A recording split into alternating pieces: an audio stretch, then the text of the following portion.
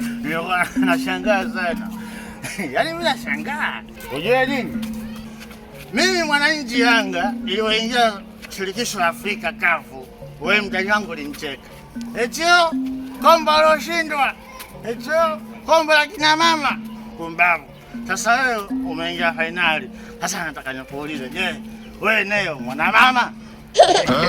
Mtani na kushangaa sana. Lakini nikwambie tu au nikutoe hofu kwamba sio hapo finali tu nilipoishia. Bado nasonga mbele na hata ubingwa wa shirikisho nitakuja kuuchukulia hapa hapa nyumbani. Utakuwa ni shahidi mmojawapo, utakuja wewe mwenyewe kuishangilia ubingwa wa Thubutu. Kumbavu. Nakunya.